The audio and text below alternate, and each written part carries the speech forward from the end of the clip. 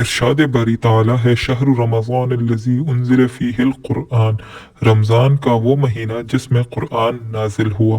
رمضان کا لفظ رمز سے نکلا ہے، اس کے لفظی معنی تیزی اور شدت کے ہیں، جیسے عربی میں کہتے ہیں رمض یومنا ای اشتد حرہ، کہ آج تو بہت گرمی ہے۔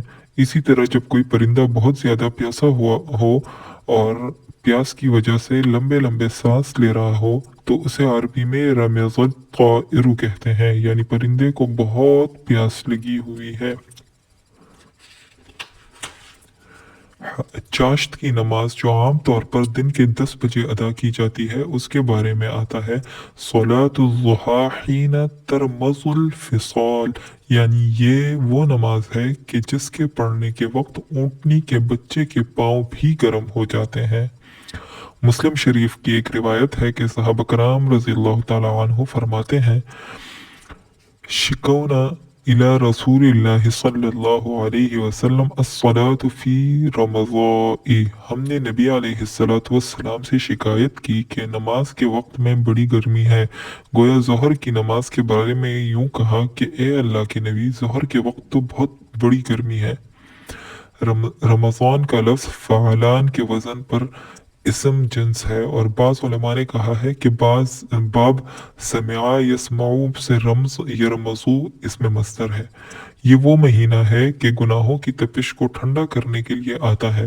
گویا رمضان کا لفظ اپنا معنی خود بتا رہا ہے کہ لوگوں نے اپنی جانوں پر ظلم کیے، ان گناہوں کی شدت سے آگ جل رہی تھی، اور رمضان المبارک کا مہینہ اس آگ کی شدت کو ختم کرنے کے لیے بھیجا گیا ہے۔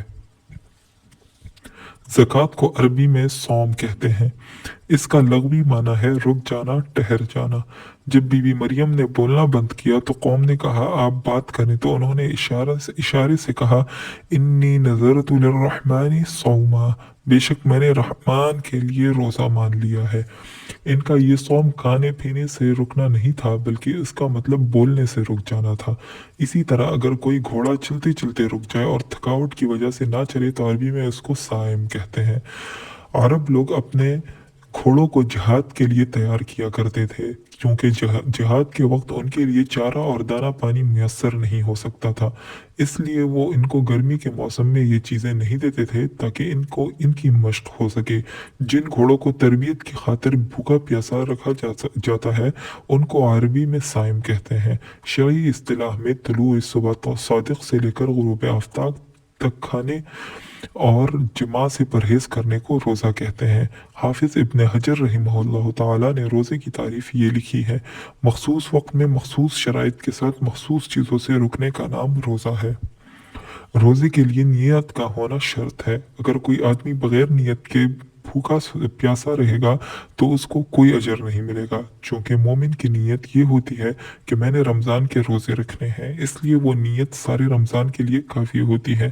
علماء نے لکھا ہے کہ روزے کی نیت کرنے کا بہترین وقت وہ ہے جب پہلے روزے کو افطار کیا جائے تو اسی وقت اگلے روزے کی نیت کر لی جائے، یعنی اسی وقت دل میں یہ نیت کر لی جائے کہ میں نے کل کا روزہ رکھنا ہے۔ اس کا مطلب یہ بھی نہیں کہ رات کو کھانا پینا بند ہو جائے گا، نہیں، بالکل سحری تک کھا پی سکتے ہیں۔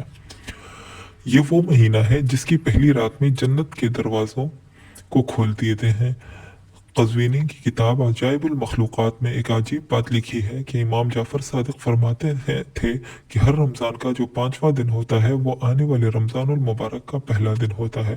انہوں نے یہ ایک قانون بتا دیا۔ وہ فرماتے ہیں کہ اس بات کو 50 سال تک ہر رمضان المبارک میں دیکھا گیا اور اسے ٹھیک پایا گیا۔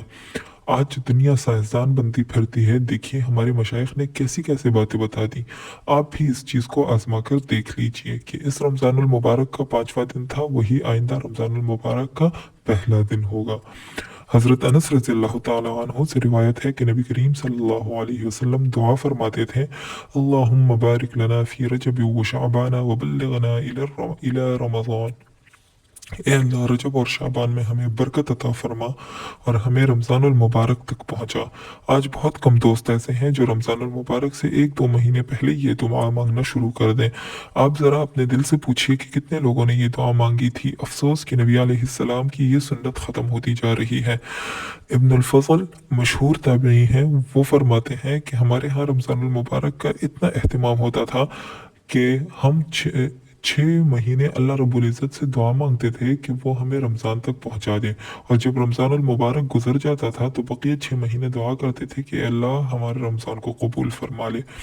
हदीस पाक में आता है कि रमज़ान पूरे साल का क़ल्ब है, अगर ये दुरुस्त रहा तो पूरा साल दुरुस्त रहा। इसलिए इमाम रब्बानी हज़रत मौलाना मुजद्दिद अल्फ़िसानी रहमहुल्लाह ताला अपने मकतूबात में फरमाते हैं कि रमज़ानुल मुबारक के महीने में इतनी बरकत का नुज़ूल होता है कि बकिया पूरे साल की बरकतों को रमज़ानुल मुबारक की बरकतों के साथ वो निस्बत कभी नहीं जो कतरे को समुंदर के साथ होती है।